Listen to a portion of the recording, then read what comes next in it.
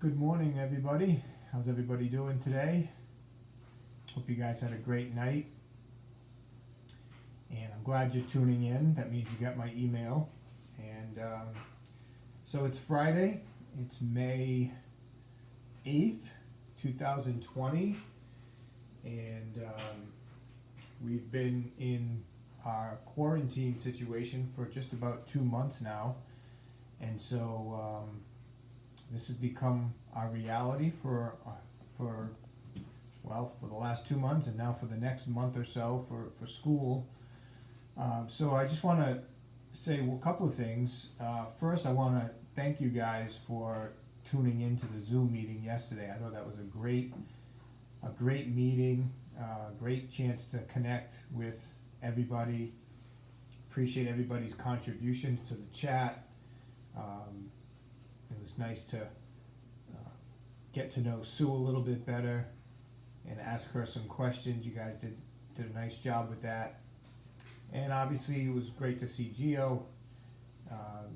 He's going to be a great addition to our class, and it was nice to welcome him into the group and hear from him and talk to him a little bit. So it's hard to believe over an hour went by yesterday in our meeting, which is a good thing. That means we had good conversation and good dialogue and good communication skills and social skills, and that's super important. So kudos to you guys for doing that. Great job. Some of you guys are getting assignments done and sending them to me so I can give you guys credit. Awesome job on that. I'm really I'd like to get those assignments and even emails. Been getting some emails from you with updates on what you've been up to and what you've been doing to keep yourself busy, which is super. So continue to do that. Again, it's really important, as you see in my email, to keep those routines, right? To get into a routine and to stay busy, stay productive.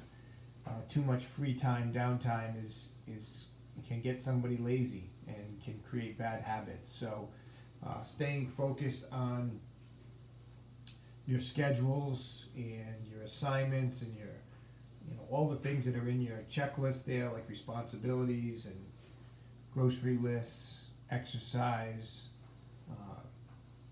taking a peek at the news every once in a while, every day really, for a little bit at least anyway, to check in and see how things are going in the news, sending emails, working on your schoolwork. That's all part of being a young adult with responsibilities, and that's what each of you guys are. And certainly helping around the house and contributing to the household helps to make your family's burden less and makes you a contributing member of your house. So I encourage you to do that with your parents and your family in your own homes. I did want to talk a little bit today about thinking of others. Thinking of others and what that means. And I know it's hard, in this situation we're in, where we're kind of confined to our home for a lot more time than we're used to, right? A lot of the times in our regular day, when things are going well and there's no quarantine, we get up, we go to school, we interact with people at school all day, and then we go home in the afternoon and see our families and have dinner, and there's a flow and a routine to that, but you definitely interact and socialize a lot more in that kind of a world. And 2 months ago, when this all shut down, our world really just kind of closed in, right? And the only people we see and talk to for the most part are our close family, our parents, our grandparents, our brothers and sisters, maybe some extended family like uncles and aunts and cousins and grandparents, but for the most part, it's the people we live in a home with. And so what I wanted to talk about, what's been kind of on my mind, is how are we doing with connecting with people outside of our network. And then I'm also going to talk a little bit about what's coming up this weekend, which brings us back into our tight circle of people. So first, to think about others requires you to do just that, to take a minute, to stop put the phone down, put the games down, and think a little bit about the people in your life that you don't typically see anymore or don't see a lot of. And think about those people. It could be a teacher, it could be a student, a friend, could be a relative that you haven't seen in a long time. Whoever it might be, I'd like you to think of that person. And I'd like you to think about maybe how you could reach out to that person and make a connection with that person. And so I'm going to give you a few ideas that could work in this COVID-19 world that we live in.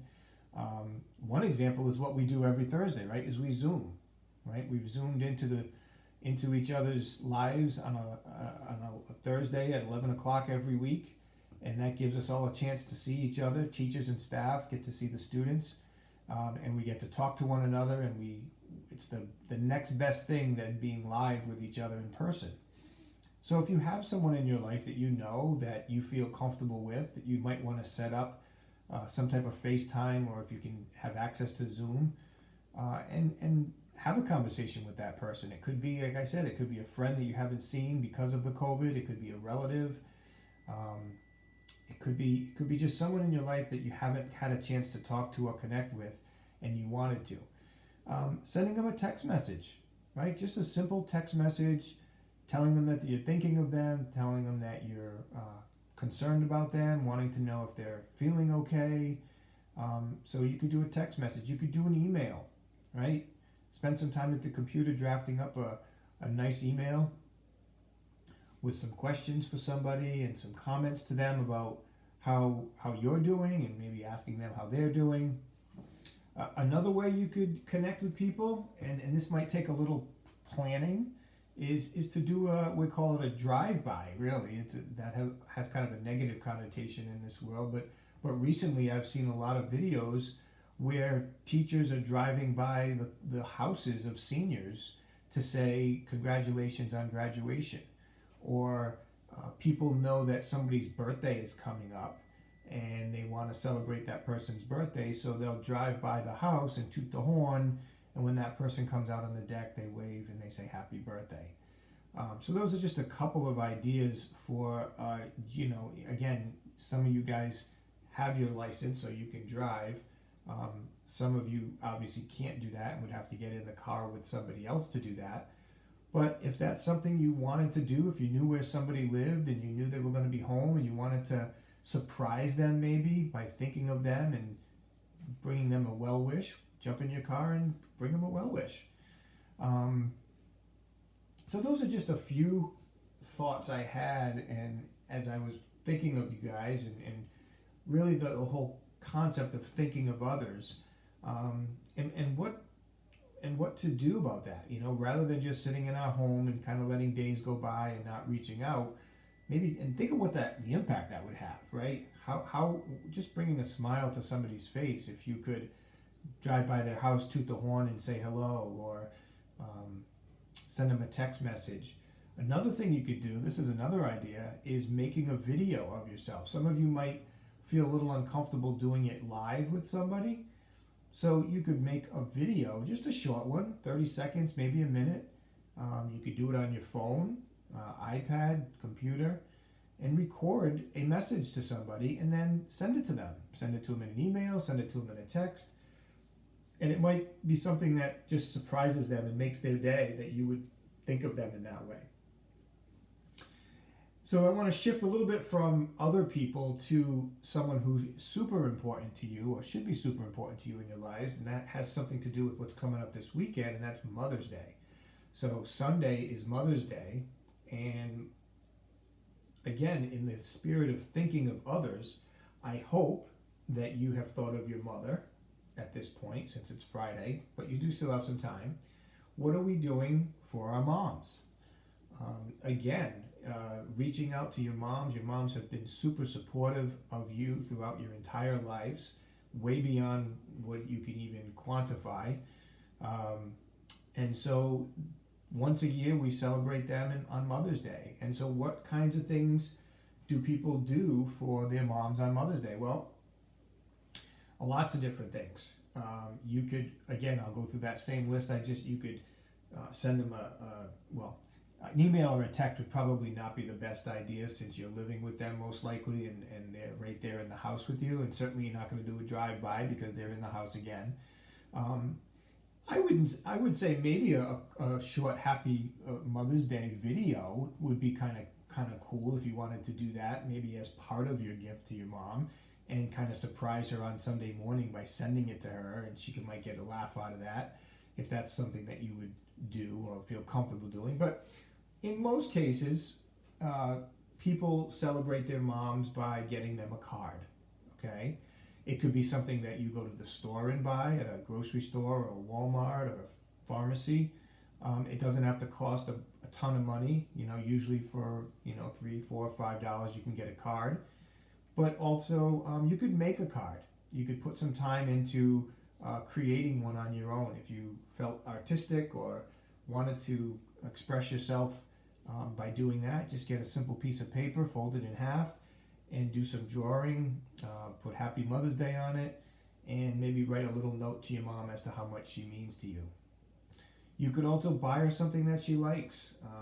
Could be some flowers, it could be chocolate, it could be anything. You guys know your mom's better than anybody.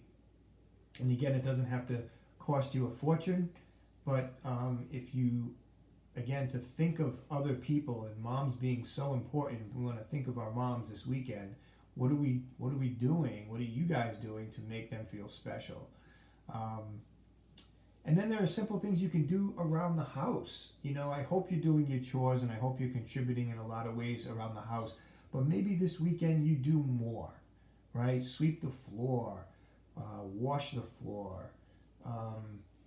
I don't know, clean out the refrigerator, dust the furniture, do some yard work, maybe make her a meal, right? If she has a favorite meal that she likes, maybe work together with your siblings and your dad maybe, or anybody else in the family who's not your mom, and contribute by making her a meal and kind of surprise her with that. Tell her she shouldn't have to worry about a meal on Sunday. Maybe do the grocery shopping if you and your family want to do that, so she doesn't have to do that. It depends on your family and what your dynamic is. I don't know those dynamics as well as you do, obviously, so you can best decide what to do.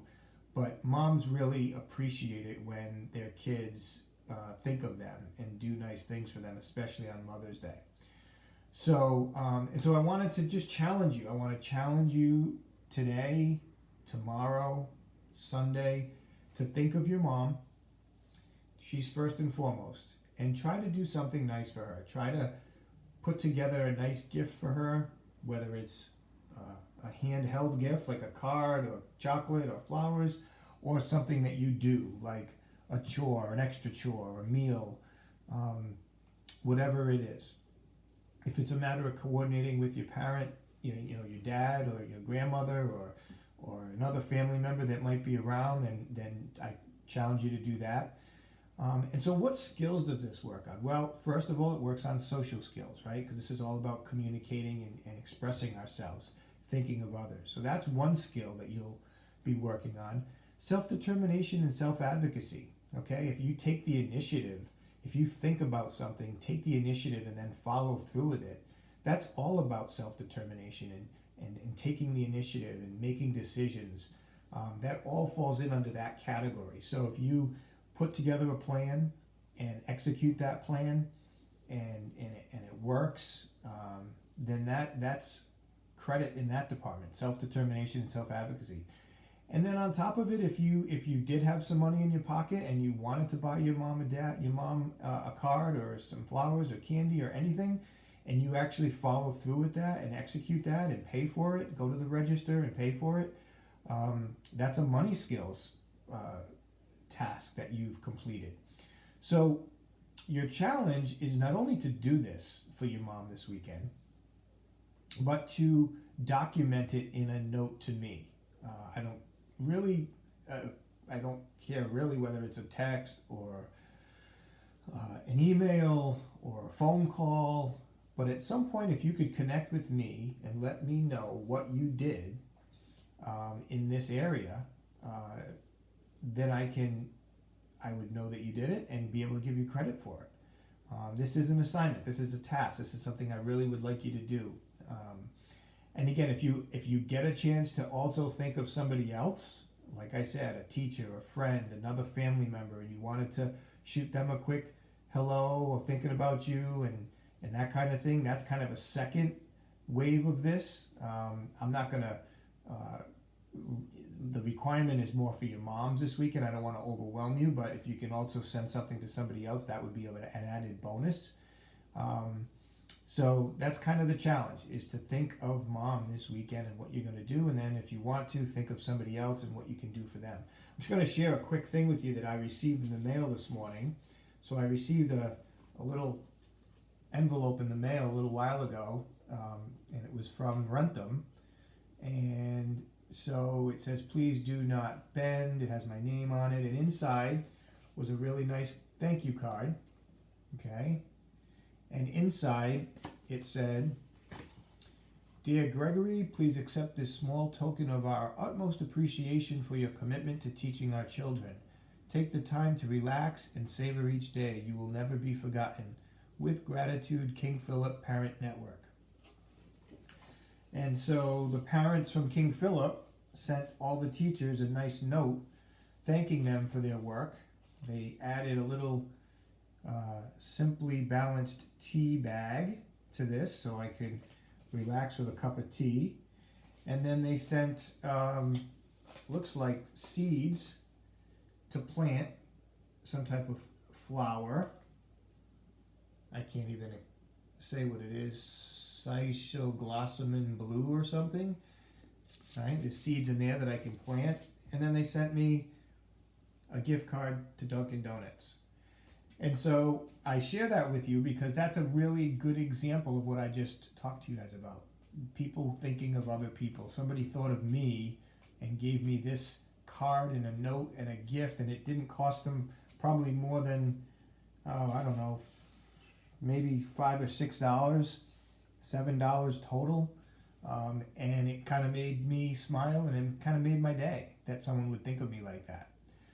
So I'm going to leave now. Again, I hope you take my challenge, and if you've already done something for your mom and you want to tell me what that is, you can send that to me today as soon as you want to.